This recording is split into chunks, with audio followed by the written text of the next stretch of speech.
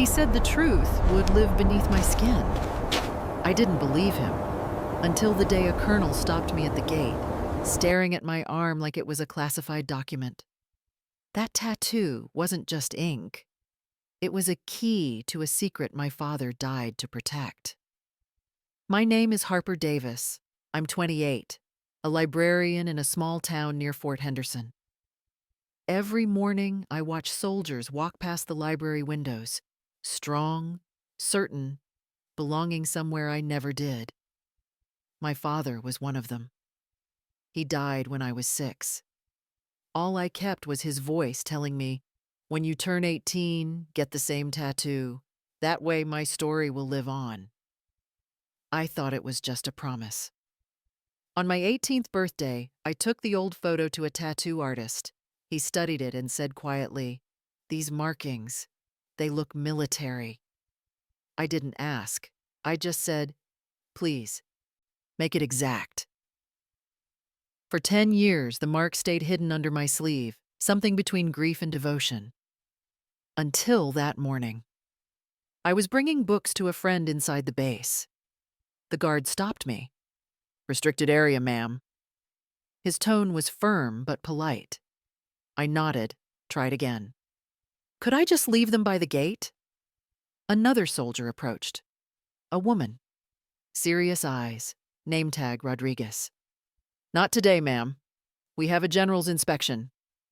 I sighed, shifted the box in my arms, and tripped. Books scattered everywhere. As I knelt, a man's voice said, "Let me help you." He picked up the books.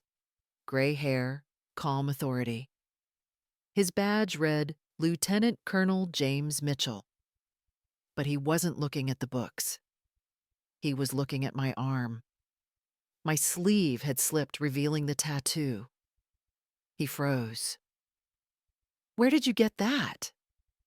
"It's personal," I said quietly. His eyes narrowed. "That's not a civilian design. Do you know what it means?" I shook my head. "It was my father's. He told me to copy it." Mitchell's expression changed. Shock, recognition, then something like grief. "What was your father's name?" "Roberto Martinez." He stepped back, almost whispering, "Captain Martinez?" The name hung in the air like a ghost. Mitchell straightened. "Sergeant, open the gate. I need to speak with her." Rodriguez hesitated. "Sir, orders." "Do it," he said sharply. My heart pounded as I followed him past the checkpoint. Inside his office, the noise of the base faded. He looked at me for a long time before speaking. "Harper, that tattoo isn't just a design. It belongs to a classified unit, Operation Silent Thunder." I frowned. "I've never heard of it." "You wouldn't have," he said. "It was erased." "Your father led that team. Officially, it never existed." I felt the air leave my lungs. "He told me the Army lost all his records, that nobody would ever find him." Mitchell nodded slowly. "Now I know why." For a moment, silence. I stared at the tattoo on my arm, the black lines crossing like veins of another life. "Why are you telling me this?" He met my eyes.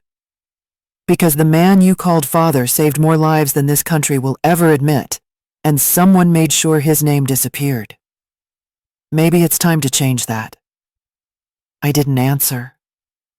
My mind spun between disbelief and something deeper, a strange pull, like a door opening inside me.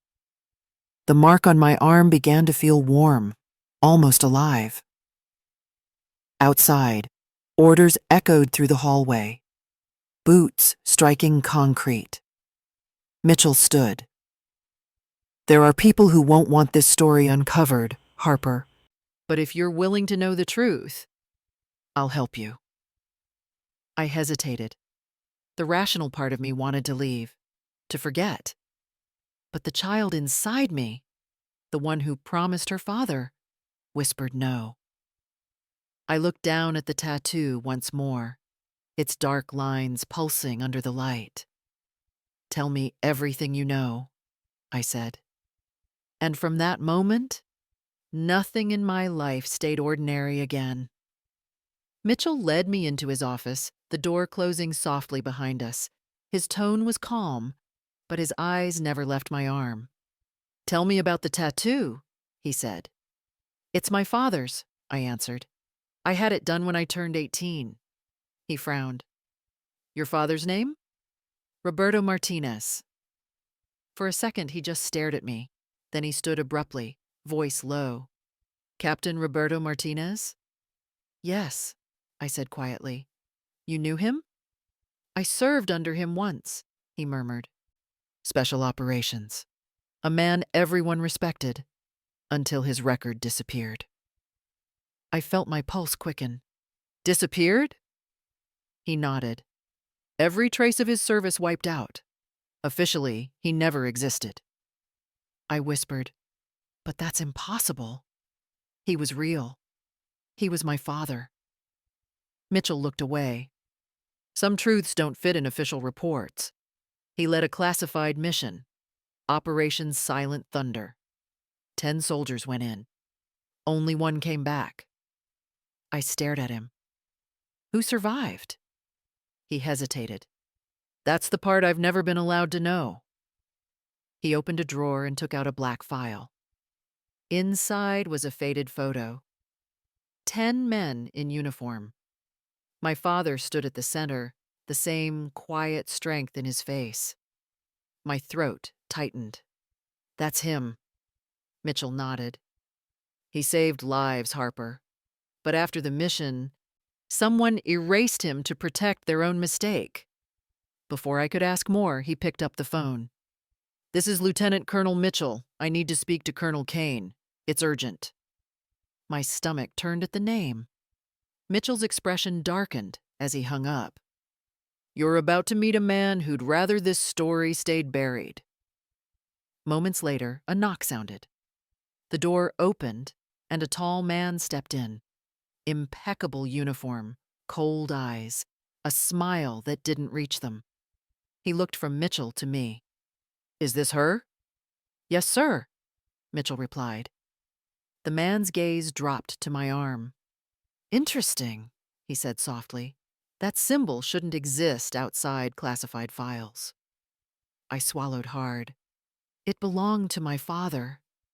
He smiled faintly. "Then your father knew things he shouldn't have." Mitchell stepped forward. "Colonel Kane. She's not a threat." Kane cut him off. "That's for me to decide." The tension in the room was thick. I could feel both men watching me. Mitchell with concern. Kane with suspicion. He finally said, "Miss Davis, you'll stay here until I verify your story. If what you claim is true, you've just walked into something far bigger than you can imagine." I wanted to protest, but something in his tone silenced me. He turned to leave, pausing at the door. "For your sake," he said, "let's hope your father's secrets died with him." The door shut behind him. Mitchell looked at me, his face pale. "Harper," he said quietly, "whatever happens next, don't trust him." That was the moment I understood. My father's story hadn't ended. It had just found its way back to me. Colonel Kane's presence filled the room like a shadow. His voice was calm, but there was something underneath it. Disdain, and maybe fear. He studied my arm for a long moment before speaking. "Where did you get that tattoo?" "From my father," I said. "He was a soldier." Kane's jaw tightened. "Name?" "Captain Roberto Martinez." His eyes flickered, just for a second, then hardened again. "That name doesn't exist in our system." Mitchell stepped forward. "Sir, I've verified part of her statement." "Enough!" Kane snapped. "You overstepped, Lieutenant Colonel. This is no longer your concern." He turned to me. "Miss Davis, You're coming with us." "Excuse me?" "Detainment," he said coldly, "until we confirm who you really are." Mitchell protested. "Sir, she's innocent. This isn't protocol." Kane's glare cut him off. "Protocol changes when national security is involved." They escorted me to a narrow interrogation room, bare walls, metal table. One dim light overhead.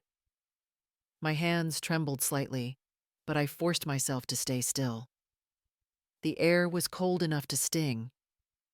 I could hear the faint tap of Kane's pen on the table, slow and deliberate.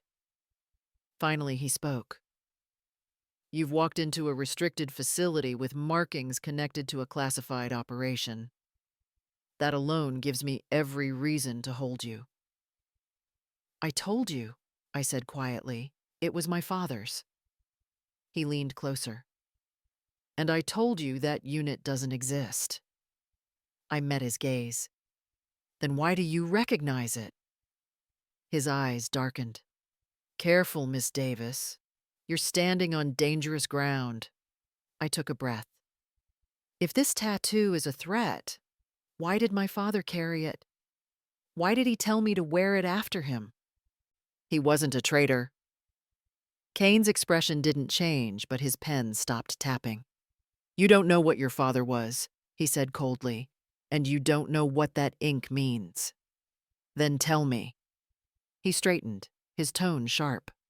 "This is not a conversation. It's an investigation." He signaled to the guard outside. "Keep her here. No communication, no phone, no contact." Mitchell's voice echoed from the hall. "Sir, this is wrong." Kane didn't turn back. "You're dismissed." The door slammed shut. I sat there in the freezing silence, the metal table between me and the truth I couldn't reach. The clock ticked somewhere above me, steady, merciless. Kane's words replayed in my head, but so did my father's. "When you turn 18, get the same tattoo. Let my story live on."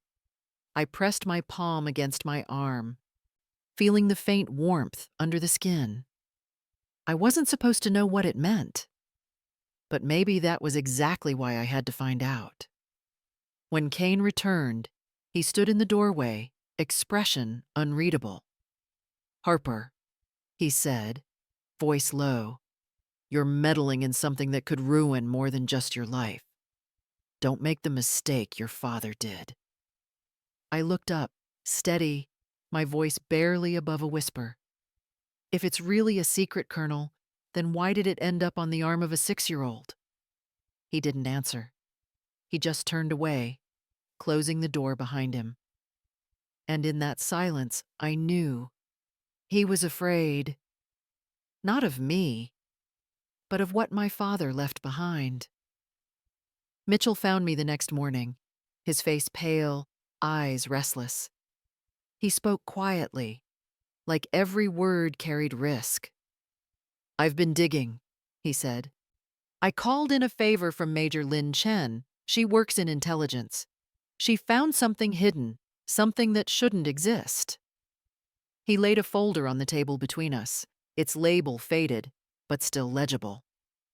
Operation Silent Thunder. I whispered the name.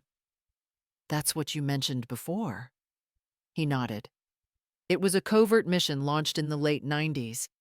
10 soldiers were deployed under extreme secrecy. Your father, Captain Roberto Martinez, was one of them." I opened the folder. Most of the pages were blacked out, whole paragraphs erased. Only fragments of sentences survived. Hostile engagement. Classified coordinates. Casualties confirmed. 10 men, Mitchell said softly. 9 died. 1 survived. I looked at him. "Who?" He hesitated. "That's the problem. The survivor's name was redacted from every document. But the authorization signatures? The communications trail?" He paused, eyes narrowing. "They all lead back to one person. I didn't want to ask, but I already knew. Kane, Mitchell nodded. He was there. He's the one who signed the mission off, and after it went wrong, he erased everything, including your father. My breath caught. You're saying he killed them? I'm saying he buried them, and he's been living off the silence ever since. The room felt colder. I traced the edge of the folder with my fingertips, my pulse hammering. 9 men died, I murmured. Their names gone. Their faces forgotten. Mitchell's voice softened. Not entirely. The tattoo your father left you, it's not random. Chen decrypted part of the symbols. Each mark represents one of the men in that unit. A memorial written in code. I looked down at my arm. The lines and shapes I'd worn all my life suddenly felt alive, burning faintly beneath the skin. And the missing symbol? I asked. He met my eyes. The one blacked out in your father's version? That could represent the man who betrayed them. For a long moment, I couldn't breathe. The truth was no longer a story. It was bleeding through my skin. Mitchell said quietly, I think your father knew. He left you the key to expose it. I shook my head, still trembling. And Kane? What will he do when he realizes what I have? Mitchell's jaw tightened. He'll try to stop you. He's already tried before.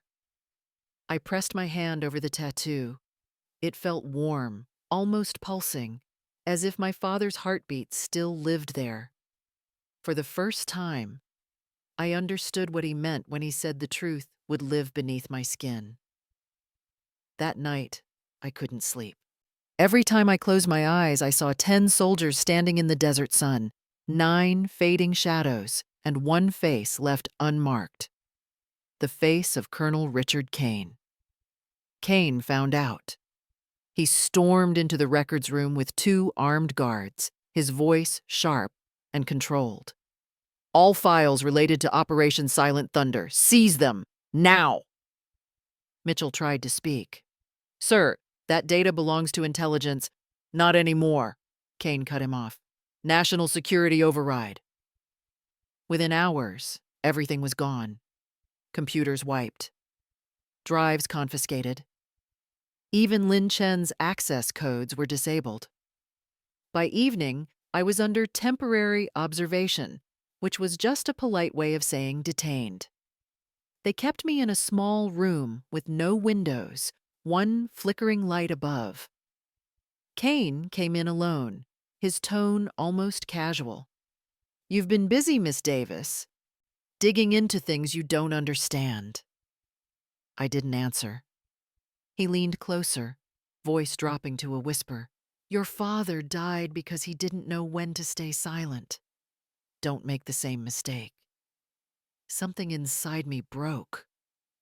If he died protecting something, then maybe it's time the world knew what it was. His eyes turned cold. Careful, he said. Truth doesn't always set people free. He left me there for hours. I stared at my arm, the tattoo faintly visible in the dim light. My father's voice echoed in my head. When you turn 18, let my story live on. The door burst open. It was Mitchell. His uniform was half unbuttoned, his face tense. We don't have much time, he whispered. Come with me. I followed him through back corridors, past locked offices and storage halls, until we reached an old supply building at the edge of the base. Inside, dust covered everything but the faint light of a single lantern. Mitchell turned to me. They'll come after us, but you need to understand. Your father's mission didn't die with him. Kane's hiding something bigger. My hands were shaking. Then we expose him. He nodded, but his eyes carried warning. Once we start, there's no going back. That night, sitting on the cold floor of that abandoned warehouse, I made a promise. If my father died for keeping the truth buried, then I would live to bring it into the light. Mitchell and I drove through the night, headlights cutting through the fog until the city lights of Washington appeared in the distance. The next morning, he handed me a pass. "We're meeting someone who can confirm everything," he said. "General Patricia Williams. She served with your father." At the Pentagon, security was tight. The guards barely looked at me, but I could feel their eyes follow as we entered. Mitchell spoke quietly to the secretary, and moments later, the office door opened. A woman in her 50s stood behind the desk, silver hair pulled into a bun, eyes sharp but kind. When she saw the tattoo on my arm, her composure broke. She stepped closer, whispering, "Where did you get that?" "It was my father's," I said softly. "Captain Roberto Martinez."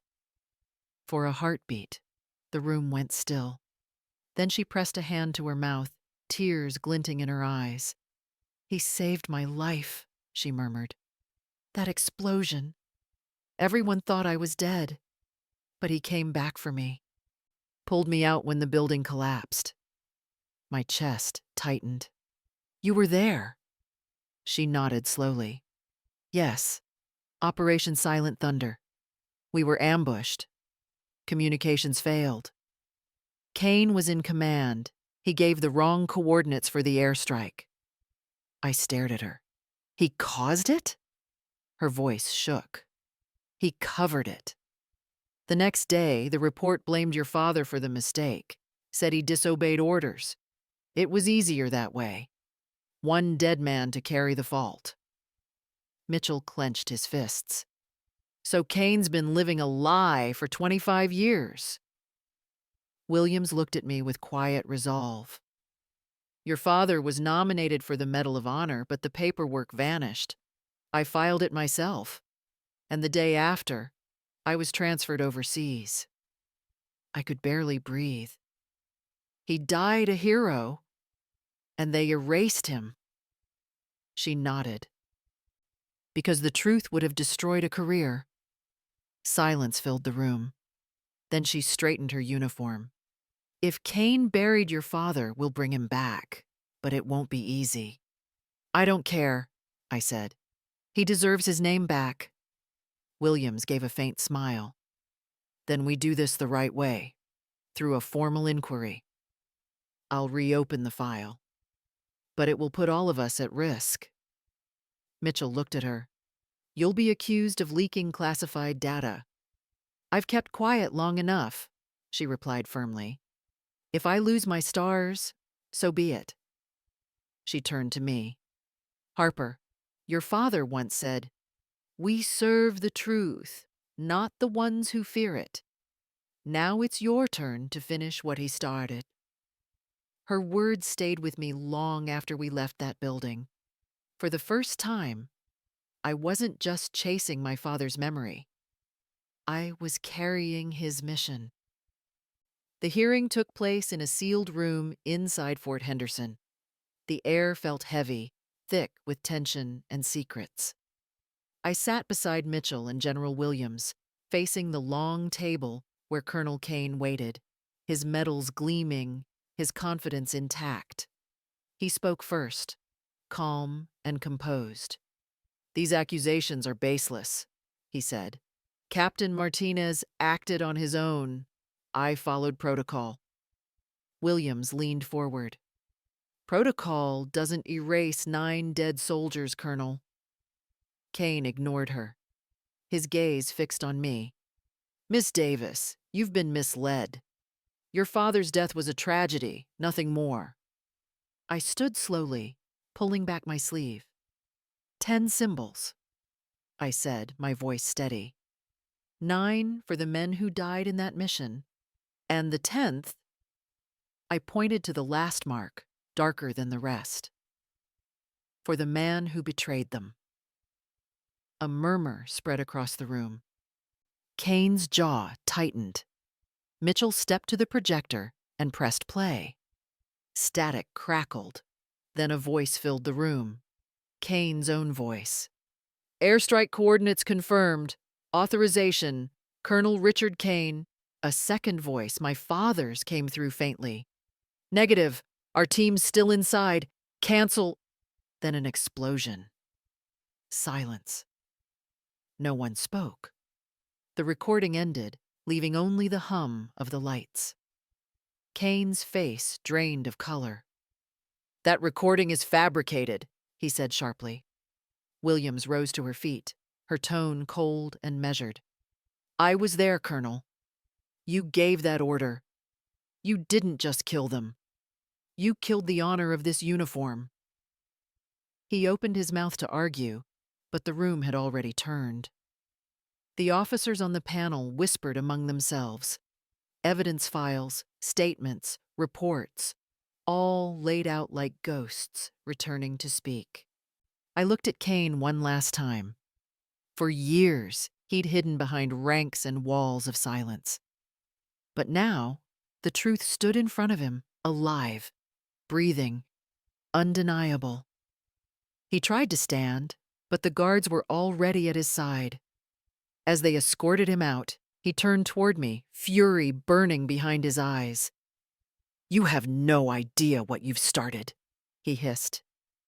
I met his gaze without flinching. Maybe not, but I know how it ends. The door closed, and the room fell quiet again. Williams exhaled slowly. It's over, she said. But as I looked at the tattoo on my arm, I knew it wasn't. This wasn't the end of a secret. It was the beginning of my father's legacy finally being seen. Kane was arrested before sunset. The same men who once saluted him now turned away as the cuffs clicked around his wrists. The truth he'd buried for 25 years had finally surfaced, and this time, no one could silence it. A week later, the Pentagon released an official statement. Captain Roberto Martinez was cleared of all wrongdoing. His record reinstated. His name restored. And posthumously awarded the Medal of Honor for bravery and sacrifice during Operation Silent Thunder. The ceremony was small, no press, no cameras, just quiet dignity in a marble hall. I stood beside General Williams and Mitchell as the citation was read aloud. My father's name echoed through the room, steady and proud, as though he were there listening. When it ended, General Williams turned to me. Her salute was crisp, formal, but her voice trembled. For your father, she said softly, and for your own courage. I bowed my head. Tears fell on the tattoo etched along my arm, the same lines my father once wore. He had always said, "The truth never dies." Now I finally understood. It doesn't fade. It doesn't vanish in files or orders or fear. It waits, patiently, until someone is brave enough to carry it. And he had left it with me, written beneath my skin, beating in the same place his heart once lived.